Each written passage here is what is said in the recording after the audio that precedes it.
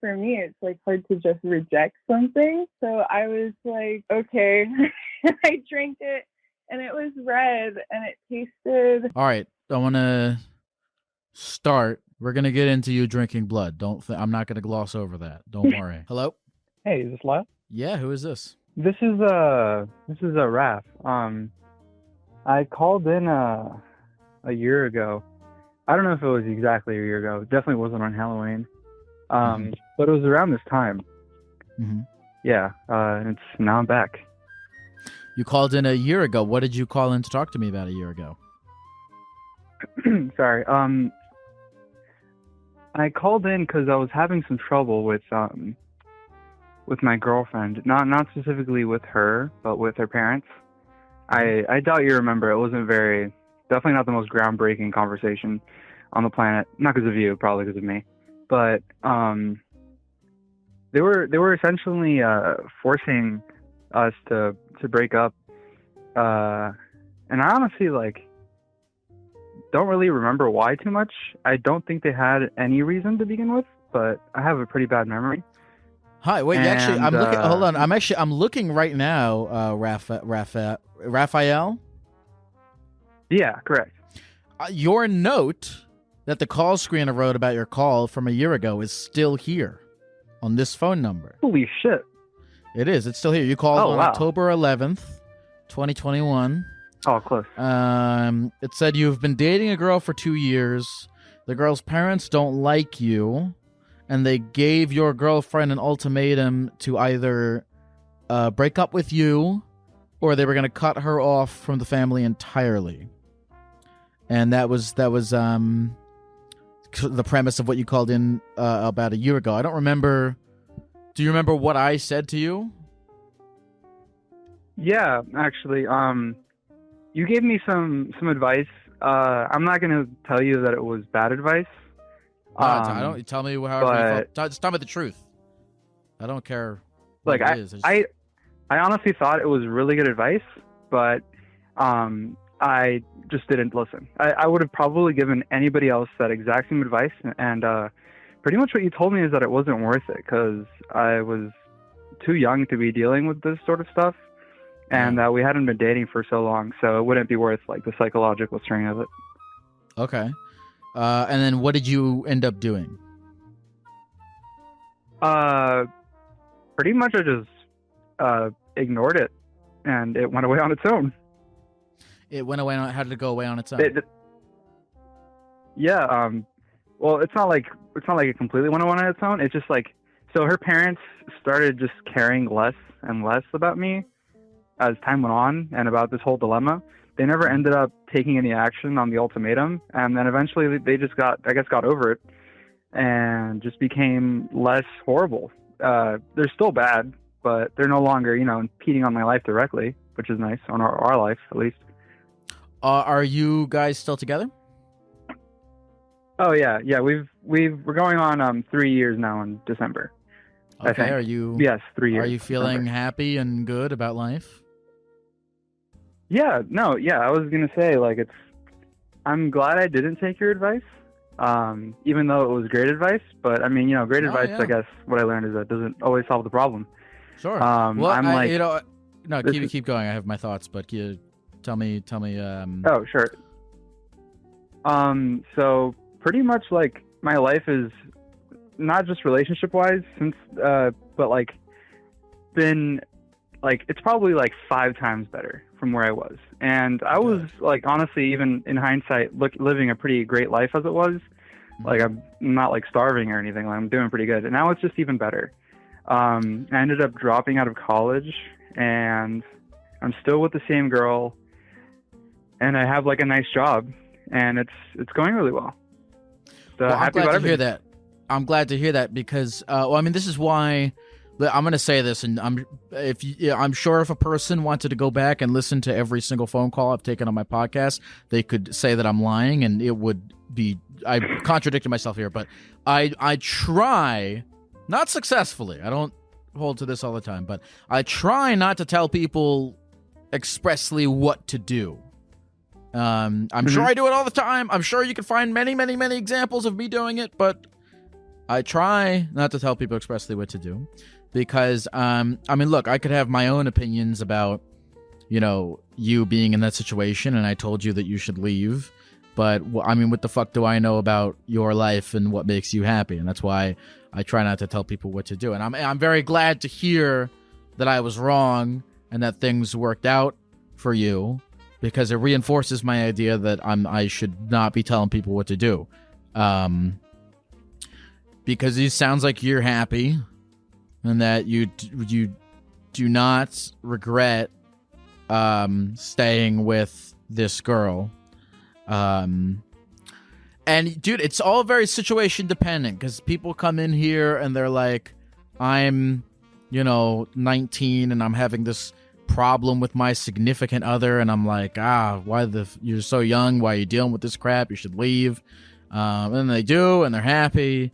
And then there's, you know, people, I'm talking to you right now, and you're an example of I stayed and I'm happy. And so it further reinforces this hypothesis that I've always had, which is that I have no idea what I am talking about. And that's great. That's a good thing. Yeah, I think like I'm probably one of. Oh, okay, I'm not gonna say that. It's a bit of a. I have no science to back that up, but I'm a very big fan of your show. I think I've seen. I'm not a big fan of watching Twitch streams, so I'm sorry. I'm like never on here, but I've seen every podcast episode, and I go back and rewatch old ones like all the time. So I'm not gonna tell you that you're doing a terrible job. And honestly, man, like, even if you're just, like, talking to people, I think a lot of what therapy is and even what you do is just helping people, like, talk it through. Because at the moment when I called, I had no idea what I was doing. And I was, like, panicking, and I was having a whole freak show. And you, I guess, like, talked me through it. And even though you gave me advice that I ended up not following, it gave me, like, a new perspective. And I think it calmed me down a little bit more. Okay, good. I'm glad to hear that. That's why, like I said, I'm trying... Again, I'm not a real therapist or anything, but I'm trying not to tell people what to do, but, you know, talk with them about whatever's going on so that maybe a conclusion is arrived to on your own, which is better because I'm not going to know your life as well as you do after a 10-minute phone call. But Raph, I appreciate you calling in with this update. This has been helpful for me. And I'm glad to still hear from you. I'm glad you're still listening to the pod after a year. Oh yeah, I saw on the Discord they were doing the stream tonight, and I was like, man, it's been a year. Fuck it, I'll come back and fill them in. I guess I'll come back a year from now and give you another fill in. Maybe things are worse. Yeah, come back a year from now. Not. Maybe you'll be. Maybe a year from now you'll be like extremely unhappy, and you'll be like, "Man, Geck, I really should have taken your advice after all. It saved myself many years." And then 2 years, yeah, and then 2 years I'll be like, "Geck, it's been even better than before." Oh yeah, and I'll just keep calling. You never know. Life is infinite. It could go infinite directions. I hope it goes in a positive one for you. For you too, man. You're doing great out here. I hope you get more successful than you are. Any last words for the people at the computer, Raph? To anybody who's watching that might know me, love you all. Raph That's forever. All. Take care, man. You too. That was interesting. Yeah, you know, I'm hammering into my head the idea. This thing has evolved a lot in terms of how I think about it personally. I don't want to put myself out there as a therapist or even put myself out there that we have to talk about problems. You know, I have people on this podcast, they don't call in even with a problem. They just are like, oh, here's something interesting going on in my life, or here's something I wanted to talk about.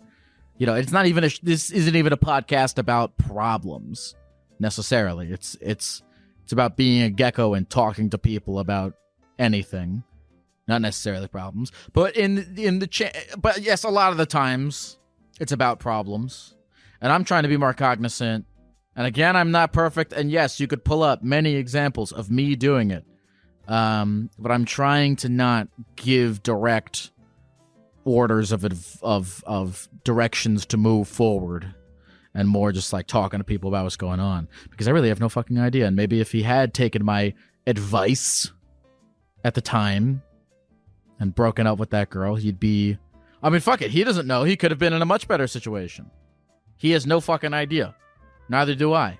Maybe he broke up with this girl and then he did something and then he's even happier than he's, but it worked out for him. And that's the thing. He's made his decision and he's following his decision wherever it goes and making the best of it. And we have no fucking idea what the results of the other's decision would have been. That's the infinite timeline of life. All right, let's take another call. What's your name? Savannah. Savannah, what's going on with you today? Well, right now, a lot of stuff. Not what I called in for, but found out that, like, my dad's, like, possibly cheating on my mom, but that's, like, a whole different thing. Tell me, let's talk about what you called in to talk about. What is it that you called in to talk about? I have a lot of issues with saying no, and it impacts my life in a lot of ways. The funniest and like most prominent thing is that I drink blood, which is what I told the call screener. Okay. All right. So I wanna start. We're gonna get into you drinking blood. I'm not gonna gloss over that. Don't worry. But to start, why do you have an issue saying no? Or tell me this. What kinds of things do you have an issue saying no to? Just like anything. If someone asks me to do anything, I kind of like sacrifice what I think is best for myself to keep people happy. Okay. Yeah. Why do you think you do that? I think it was a lot because of like my upbringing. What about your upbringing? Like my parents it was an argumentative household when I was growing up, and still is, but I would feel like I would be like pressured into doing things or like taking up for people when I didn't feel like I should, but I did. But yeah. So would you say this is a problem that stems from being too invested in other people's opinions of you? Yeah. I've had some like self-conscious issues. Why do you feel so invested in other people's opinions of you? Because I have a low opinion of myself, probably. Why do you have a low opinion of yourself? I don't know. People tell me that I shouldn't, but it's just hard. You know how self-confidence is. Yeah. Like, you just feel like you're less than, especially like coming from I'm in college now, but coming from like the type of school I did, like I was in a poverty-stricken household with a bunch of people that were like far wealthier than I was, and I felt like I had to lie a lot to keep that positive, like, I don't know, perception of me going. Mm-hmm. Can I ask you, is coming from a house, is not having a lot of money or not having as much money as the kids you went to school with a thing that makes you feel bad about yourself? It used to, not so much anymore. Now, like, looking back on it, it's like silly, but back then it was a huge issue. And then also like struggling with weight problems, which I don't really deal with now, but it's like, but like I've lost weight, but it's like that body dysmorphia is still lasting, you know? Yeah. Okay, so in your life right now, what are things that you feel self-conscious about?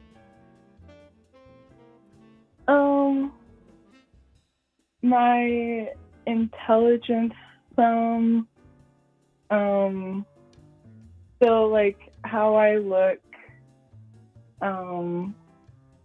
how people want, if people want to be with me, like out with them. I don't know. I get like, whenever I hang out with people, sometimes I get really into my head thinking like, well, it's like self-sabotaging, obviously, but it's like, what if like they're not having a good time, and then I just get into my head about it. You know, I have a theory about this, and I'm not a real therapist, and I have no idea what I'm talking about, but I have a theory about this.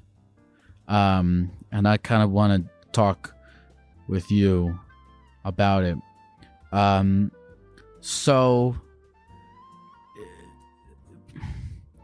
your self-consciousness or your confidence in yourself, like, to start, let's figure out if the things that you're self-conscious about are things that you have decided are important things that you are not up to the par of, or if they're things that your parents and your schoolmates and other people have decided are important that you're not living up to. I mean, that's why I asked you about looks, for example. Like, who decided that it was important to weigh a certain amount or to look a certain way and that you're not living up to it? Was it you, or was it the people around you and your parents? Who decided? I mean, intelligence is an interesting example, because who decides what makes a person intelligent? Are you going off of the bar set by your parents and by society and by your classmates, or are you going off of your personal thoughts, feelings, and philosophies on what makes an intelligent person? And so to start there is like defining what are virtuous traits for a person to have, and are those definitions that you're currently abiding by, are they really yours, or are they things that you picked up from your parents or from society or from your classmates? And I ask you that question.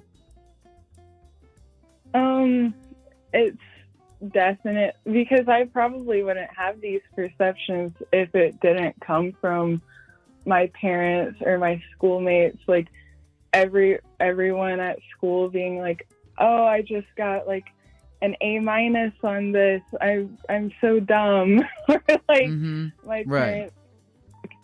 my parents being like, well, my dad mostly, but him being like, you're stupid.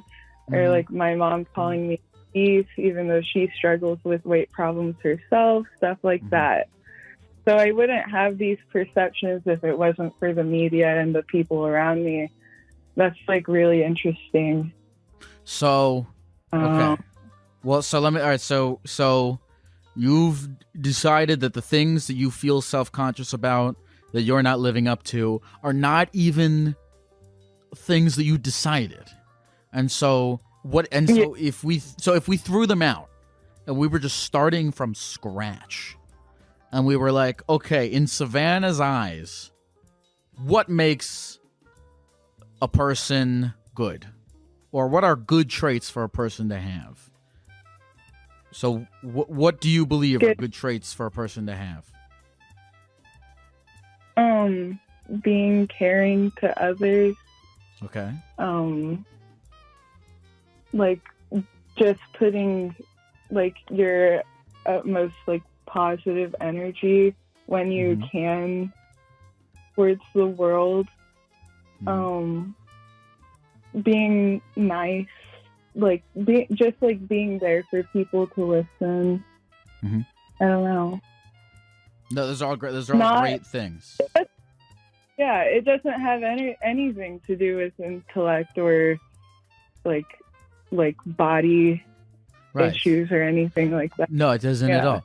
And that's great. Okay, so to summarize the things you just said, being caring to people, listening to people.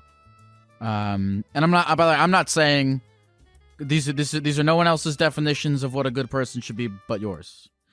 Being kind to people, caring to people, being positive. Do you believe that maybe not 100% of the time, because nobody is the most amazing person ever 100% of the fucking time, but are you at least trying the best you can with what you have in your human finite amount of energy to be a good listener, to be kind, and to be positive? Yeah. Fantastic. Most definitely. So if you're doing that, when you're standing at the party and you're wondering if people want to be around you or whatever, it doesn't matter, because you're doing the best you can in your finite human energy and mental capacity to be caring, to be positive, to be kind, and that's all that fucking matters to you. And you own that, and that you decided that. Your society didn't decide that. Your parents didn't decide that. And so that's what you cling to in those moments. Yeah. I suffer with, like, disassociation and those kinds of things, but, like, thinking of that would probably help with grounding me, you know? Right.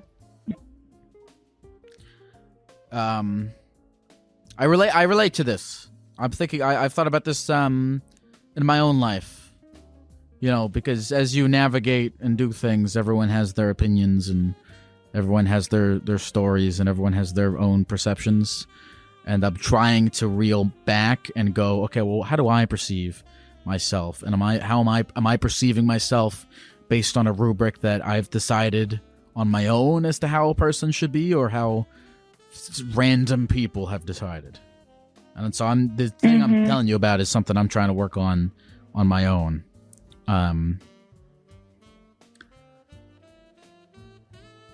We're getting through how do it. you?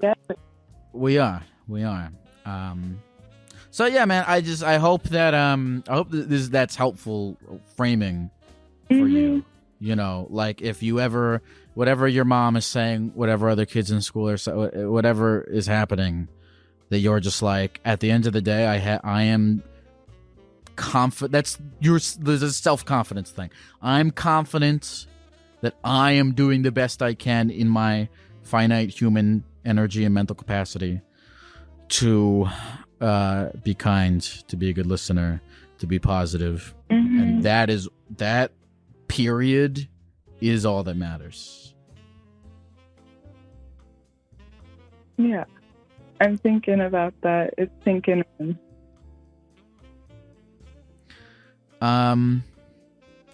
Savannah, is there any other aspect of anything that you feel like we didn't get to talk about, or anything else you want to say to the people of the computer before we go? We didn't talk about the drinking blood thing. Oh, we totally didn't talk about the drinking blood. Okay. Damn, I feel like we got to such a positive place now that I'm conflicted, because we got to a positive place now, and I don't want to bring you back to a story where you refuse to say no, but I also totally want to hear a story about you drinking blood. So it's up to you if you want to tell it. It's not really that deep. It's more funny thinking back on it. At the time, whoa. What happened? My cousin's downstairs listening, probably laughing. But, so I was with this guy who was a janitor at my work, and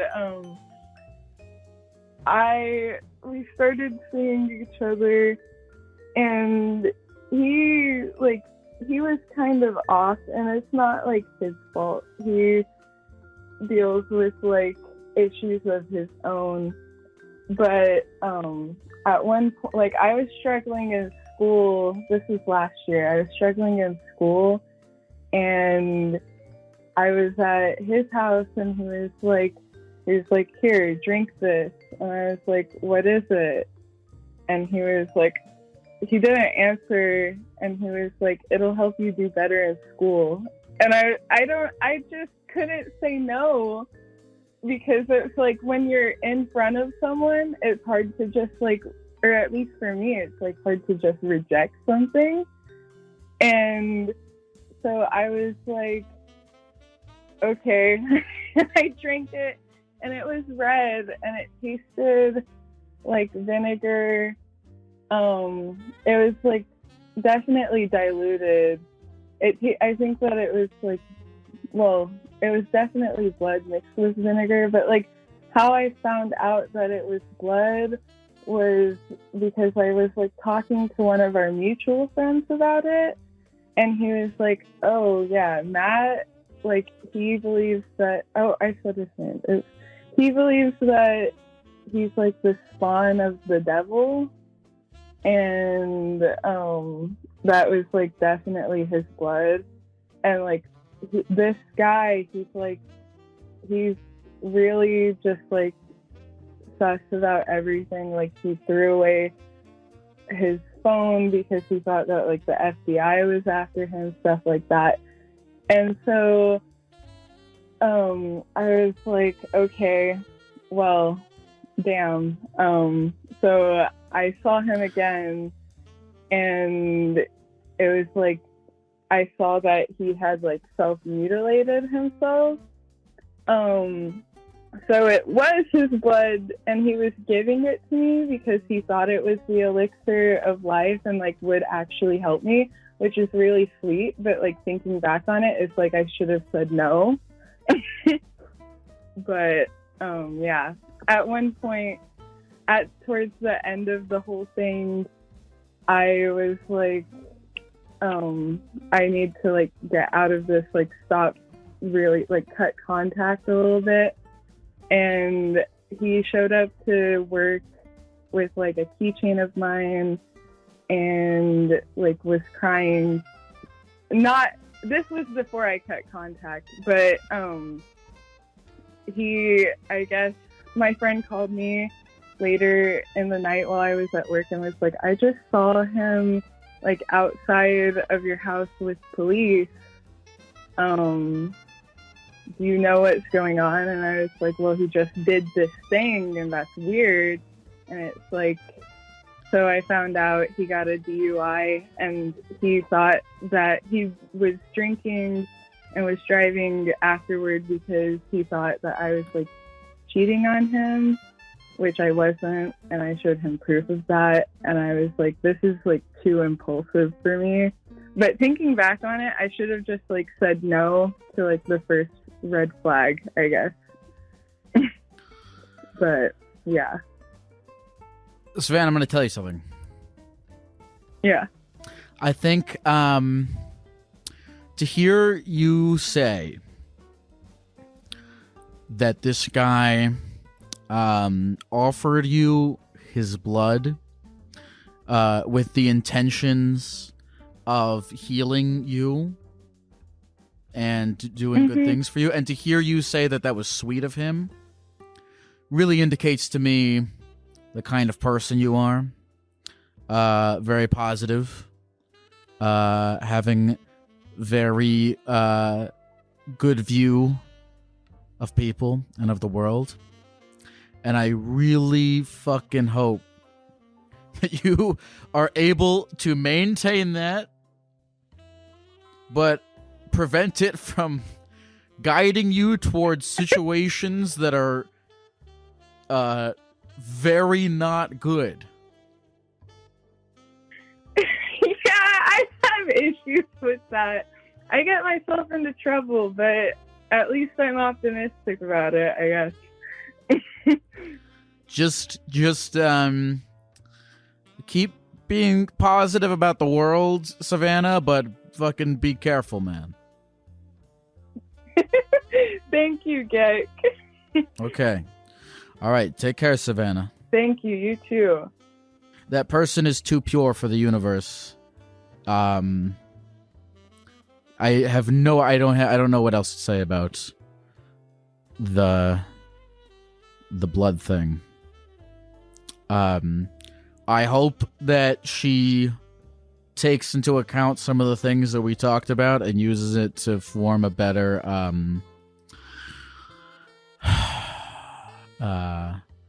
foundation of self-confidence hopefully from that foundation of self-confidence, she sets better boundaries and does not drink people's blood. I think she's gonna be okay. I hope. Hello. Hello, Lyle. How are you? I'm doing all right, and thank you so much for taking my call. Of course. How are you doing, Des? How can I get you today? There's this woman that I met through work. You know, she's about my age. She is into the same things I'm into, really laid back. She's got 3 kids, which is kind of why pursuing a relationship with her was not particularly on my mind. You know, she was definitely someone we could have a fling with, and, you know, definitely still, you know, really respect her in her relationship. But as far as pursuing anything long term, it's something that I don't see myself in.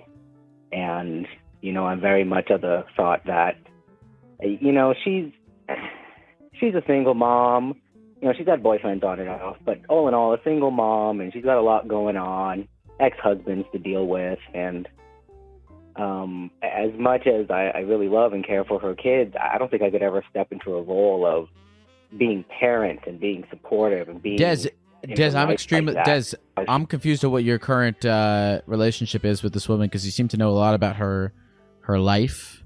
You say you've met her kids, and you know about her ex-husband, and you seem to have a wide scope of knowledge as to her existence. What's your current relationship like with this person? We're great friends. We've been friends for years now. I met her through work. She was my supervisor, and we actually started hanging out because one of her ex-boyfriends was a coworker of mine, and we just started talking that way. And next thing you know, he ends up out of the picture, and I'm just, you know, kind of the friend hanging out. And she started expressing interest to me, but I felt like she was in a rough place at the time, and you know, so it just kind of booched away, you know, sort of brushed it to the side. I didn't try taking it very seriously because I didn't think she was in a good position to be pursuing Des, so right now, okay, so you guys have been friends for a while, and what is it exactly that you want from this person? You say that you are not interested in a relationship with her because you don't want to take care of her kids. You don't want to be a part of her life. It sounds bad when I say it Des, there's no sounds bad. There's just what is, okay? What is it that you want from this person? I just want a long-lasting friendship. That's really all I see her as. And, you know, it's something that outside of the children, there are some things about her that just I don't like in a partner. Is it very attractive in a partner? You know. Wait, so Des, what are we talking about here? Because at the very beginning of this, you're talking about how this person is romantically interested in you, and you're romantically interested in her, but she has a boyfriend. I'm not. That's the thing. I'm not, and I've never been. So what's the deal here? She's shown, you know, very explicit interest in me before, and she's always been a very her jokes are always kind of sexual. You know, it's just her brand of humor and stuff, and it's something that I notice she kind of does to everybody. Okay. But she'll do it to me in front of her boyfriends. Okay. And it makes me kind of uncomfortable knowing that she has expressed interest in me and continues to kind of do these kind of jokes towards me. I mean, there's been times where she's hanging out at her place. So all right, so Des, so is your? I'm just trying to get a handle on what your conflict is. You are friends with this woman. She's making like these sexual jokes to you, and they're making you uncomfortable. Mm-hmm. Okay. Why don't you just express to her that they're making you uncomfortable? I think very afraid of direct conflict just in general in life. Okay. And I'm very afraid that she'll just completely withdraw herself.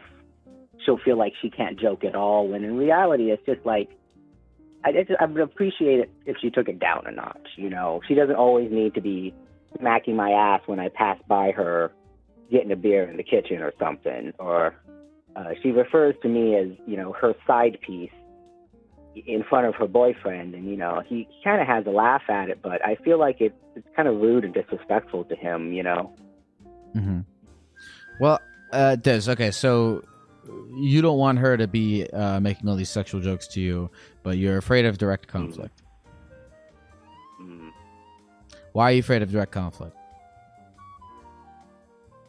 I think a lot of it is just because I don't want to lose a friendship, you know? She's a very wonderful woman, just not anyone that I could see myself with. And I'm afraid that, you know, shooting her down like that is just going to make her not want to be my friend. Okay. Well, I mean, you know, Des, listen, if this person is worth being friends with, she will not explode at you when you tell her not to smack your ass. And if she does, she's probably not worth being friends with. Yeah. You know, it's respecting boundaries, yeah. Yeah. And, you know, I think there's a thing, and I'm sort of labbing this out in my own human interactions. But I actually think that when you do establish these boundaries with people, you would think that they would get upset with you. But in reality, when you have these uncomfortable confrontations, they almost become like healing moments where the person is like, oh shit, I didn't realize I was upsetting you. And then you get to explain your piece that you've been holding out on. Maybe she explains some of her thoughts and pieces she's been holding out on. And then it actually goes from this thing that you thought was going to be a big explosive mess to a healing moment. And if it does become a big explosive mess, then, you know, why the fuck would you want to be friends with this person who's going off on you because you're expressing how you feel about this thing? Versus the potential for it to be a healing moment that'll actually make your friendship stronger. Mm. Yeah. Either way, both are good outcomes. Because if it is an explosive moment, then you go, okay, great. I have no need to put my time and energy into this person anymore. And if it's a healing moment, then the friendship grows. So you only have things to gain from this, Des. Mm. Mm. I've been worried, you know, it's just not this risk with her, but I've met so many people through her, and, you know, I guess just kind of upsetting the social balance is always something that spooks me, so, yeah, but it is a good sort of, I guess, vetting tool. Definitely. What do you mean by upset the social balance? Well, I've not been the biggest social butterfly. You know, my social circle is more of a dot, if anything. And through her, I've met a good half a dozen other people that have become fast friends, and I really care for them. You know, we've gone camping together. We're planning on going to a Ren fair and stuff like that. You know, it's been really good for me socially, and it's not only, you know,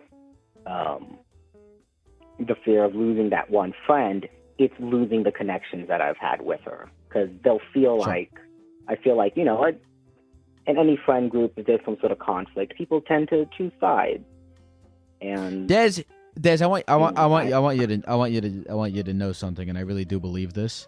You deserve a lot better in this life than to feel as though the only shot you have at a social life is being gate-kept by one individual person in your relationship with them. You should not feel like that. You deserve to feel a greater sense of abundance than that. It pains me to hear you feel like your shot at meaningful connections with other people is gatekept by a singular entity, because that's not the reality of your world, even though you may think it is. And even if it is, which it's not, and everything to do with this woman regardless, it's not. It's the most important thing you should know. Even if it was, it wouldn't be worth it if you just had to put up with this woman's shit when you don't want to, in the name of these other people. But there is so much more abundance for you than that.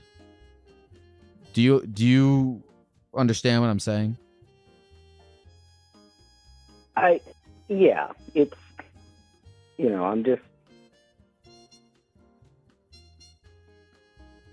it's scary though. You're completely correct. I know where you're coming from. At the end of the day, it's just putting myself out there has always been a fear of mine, and totally knowing her and knowing more people has helped me get over that. And so it almost feels like, I'm scared to hurt the person who I know has helped me. Totally, and it is. I know it's scary. I know it's scary. It doesn't come It does not. For some people, it just doesn't come natural to be able to put themselves out there. But I said 3 times already, but I'll say it again because it's the very important. I feel like for you to understand is that your social life, your ability to have meaningful connections with other people, is not, cannot, should not be gatekept by one singular person. Even if that person's awesome and not a douche, it's not gatekept by one singular person. You have. She is so awesome. She really is. Okay, but that's not even about even if she is Des, your ability to have a fulfilling social life is not gatekept by any one entity. It's only affected by your personal willingness to put yourself out there. So really internalize that. First of all, that's like step 1. I mean, that's all. I'm saying all this shit now. I know it's a hard thing to actually do, especially if you've had so many years of it being difficult to put yourself out there. But I hate you feeling like, it's this woman and her friends or complete isolation. I mean, that's just not true. So I would say this: 2 things. Feel comfortable with setting your boundaries with this person, and then learn how to put yourself out there. That could be another thing that we could talk about for another hour. That I don't know if that's a whole other can of worms. I mean, there's multitudes to this that I'm holding back because I know I can't take this whole time. But I'm so thankful for you speaking to me, man. For sure. And okay, if we can, and here's the thing, if I can say anything, I don't know what the things are you're holding back. I don't know if it's like a mental disorder. I don't know what it is that you're holding back on me that is the thing that is blocking you from being able to put yourself out there. But I do believe, even if you're not going to be the fucking guy who goes out to a bar by himself and is like, hey, everybody, what are we doing? I do believe that there are avenues for you to put yourself out there, even within what you perceive to be your boundaries. So at least believe that. Thank you. I'll believe in the you that believes in me. Awesome. Thank you for calling, Des. Thank you. Have a good evening. You too. I like that guy. I don't know anything about the woman, but she doesn't even matter. Because I hated the idea that he was like, oh, I need to make sure. I need to make sure. I hated the idea that he was like, my social life is dependent upon this woman, and so all of my actions and words have to revolve around as he said, not upsetting the social balance, which I don't know what has happened to him in his life or what his thoughts have been to lead him there. But I want him to know it's not, he deserves better than to be there mentally, you know. And it's a tough road. I don't know. I don't have like a magical fucking pep talk or fairy dust to put someone towards the path of being able to put themselves out there more. I'm sure there's whatever people who've written things about this that are a little bit more concrete on that. But I just, if anything, step one is realizing he should not be there. I am a man on the internet in a gecko costume in the sky on the website where Swedish kids yell at each other and play Fortnite. Just remember that. Hello? Hello. Who is this? This is Keith. First of all, do you know any bird jokes? What? No.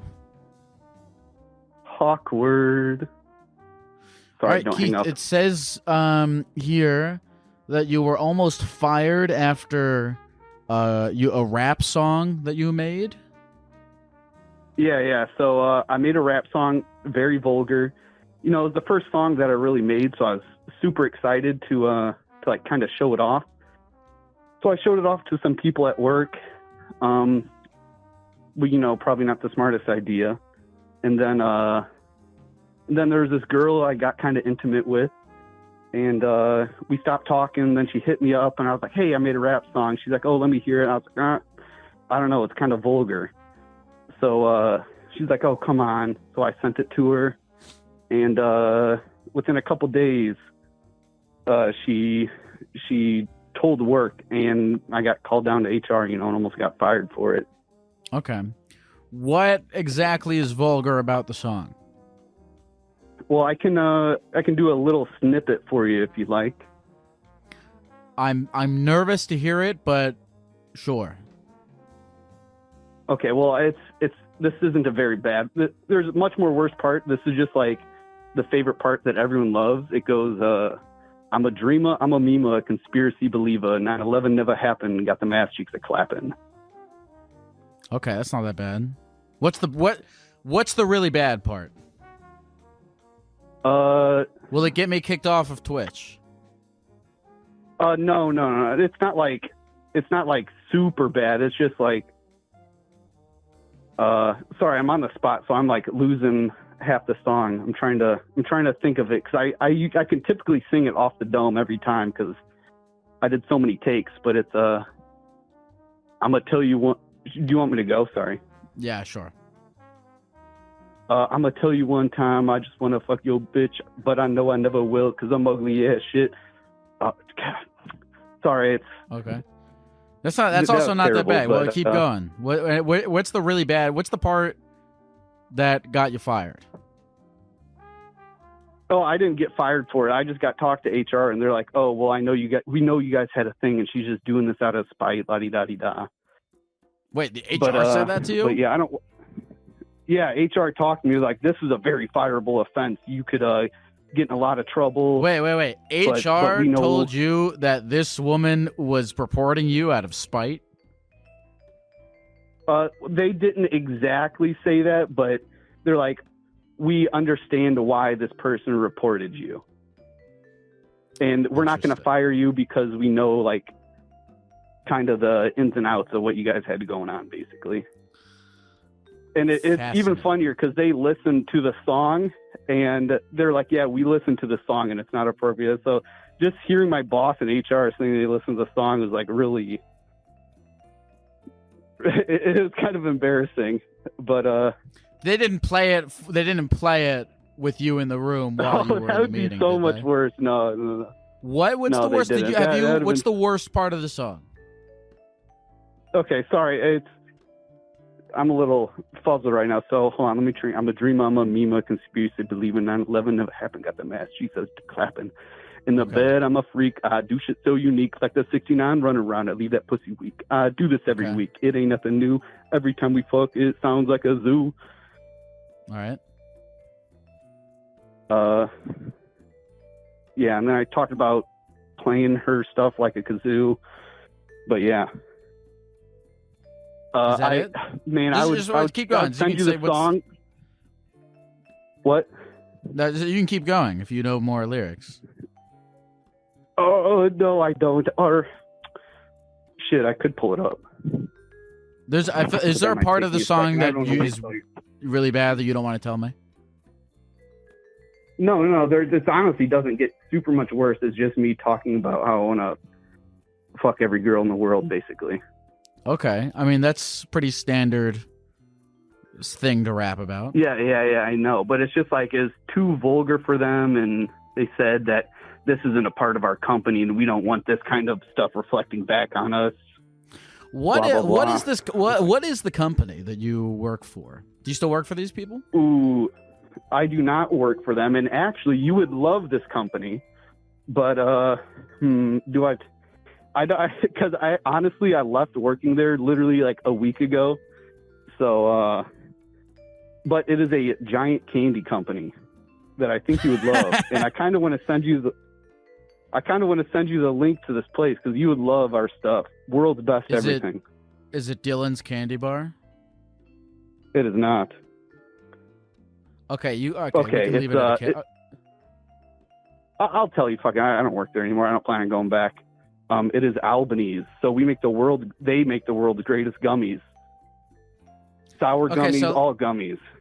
Okay, so it's Alban. Oh, wait, I actually do know. Wait, yo, okay. I actually do know Albanese. I used to work at a frozen yogurt store, and in the back, we would have these this giant fucking bag of Albanese sour gummy worms, and they were the ones that we had, mini neon worms, yeah. They were so fresh and chewy, and those are the Albanese gummy worms are the best gummy worms I've had. Okay. Oh yeah, no. So honestly, all of our gummies are good. No, it's great. They make great things. So let me ask you a question. Yes. If we were empathizing with the HR reps at Albanese, if we were seeing things from their point of view, in what way do you believe you describing fucking somebody so loud that it sounds like a zoo is contradictory to the mission of the Albanese company? I don't know, kind of a lot. It's just, I mean, I guess my thing is like, it's my outside life. I don't see what the big deal is, but I get it that they don't want this kind of, they're like, I don't know, they're like, what, are you trying to go big in the rap? I was like, no, it's just something to relieve stress. I'm very stressed out, and it's just, I don't know, I enjoy it. It's fun. It takes my mind off things, Yeah, but I mean, representing, what does this song even have to do with work? Why are we even talking about it with your HR rep? Is it like I have how no did it even enter the work conversation? Because I showed it to coworkers. That's what it was.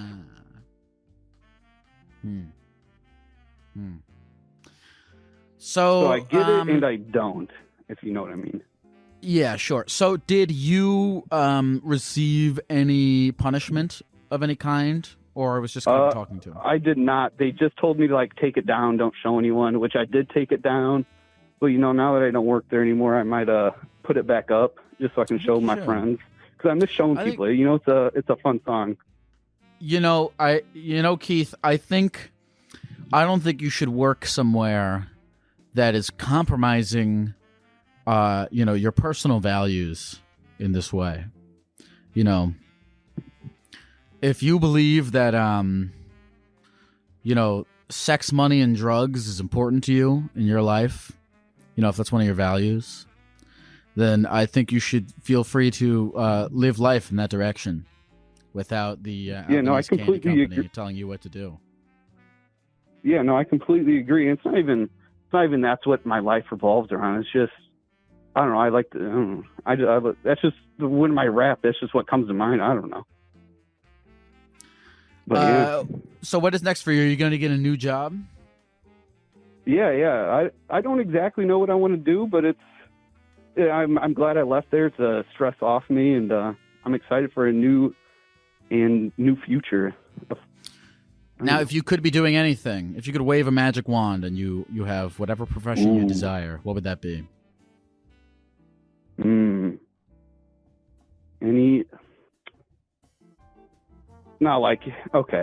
A professional bowler, that'd be fun. Do you want us to boycott Albanese in your defense? No. It's not that big of a deal now. Okay, cool. I wasn't going to because I really do enjoy their gummy worms. Yeah, no, don't boycott me. Yeah, eat up, man. I know you love the candy. I'd send you some if I could. Oh, I saw you got a P.O. box. Oh, fuck. I haven't. That it's not active, but I'll get a new one, and then you can send me gummy worms. I tried. Keith, is there anything else you want to say to the people at the computer before we go? No. Peace and love. Peace and love. Thank you for calling, Keith. Do you wait? Actually, real quick. Yeah, thank you. Real quick. Is there a place that we can see? Do you want to plug a channel for this video? Where can we see it? Do you want to plug it? I'm kind of curious. Man, I I took it down, but I was planning on putting it back up. So I don't have anything right now, but I will put it back up. Okay. What do you know? Do you have at least the name of the channel that you're going to put it up on? No. Well, the channel that it was on was Jimmy's Jangles or something. I don't know. I just came up with some stupid YouTube name. Okay, so if we go to Jimmy's Jangle, if we go to youtube.com/Jimmy's Jangles and we subscribe, are we going to get a notification when you do put it up? Oh my gosh, okay. I'm not going to waste your time and try to figure out exactly what the URL and everything is, but I'm not. It's something like that. Okay, we'll figure it out. All right. Thanks for calling, Keith. Well, yeah. You have a good night. They found the song? Okay, somebody... All right, it looks like somebody posted the song in the chat. Okay, all right, I'm going to... All right. I'm going to... All right, it was posted 11 minutes ago. Okay, it looks like... All right, yeah, this is the song. Should we listen to it? Should we... All right, fuck it, let's listen to it.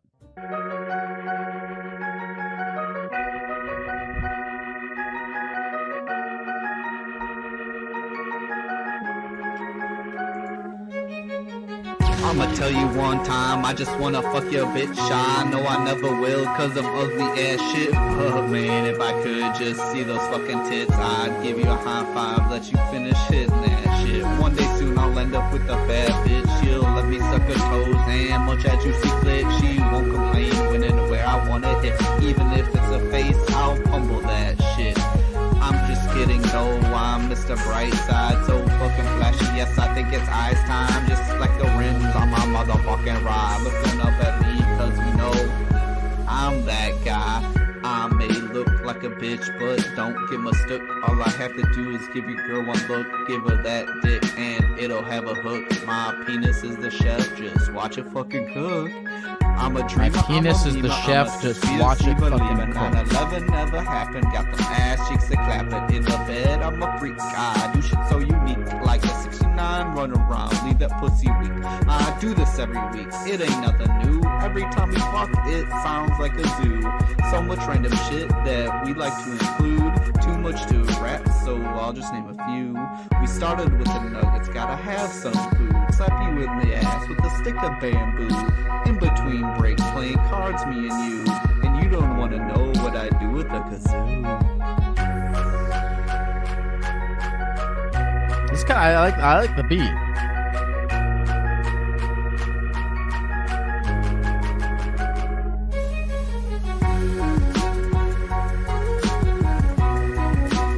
Is this it? Is there any more? Is the rest? Oh, is it over? All right, it's over. All right. Okay. Yeah, I would have fired you for that too. I'm on the gummy worm people's side. I think they did the right thing by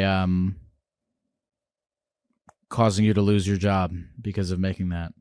No, I'm just kidding. But I think if the worst consequence you receive from making that song is that you are no longer allowed to work at a gummy bear factory, I think you made it out pretty good. I think it could have been far worse. And I'm happy it wasn't.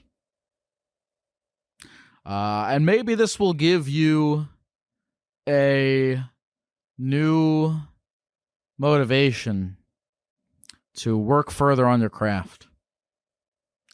And when you are topping the charts one day, eventually, I'll be happy to be there to say that I knew you when.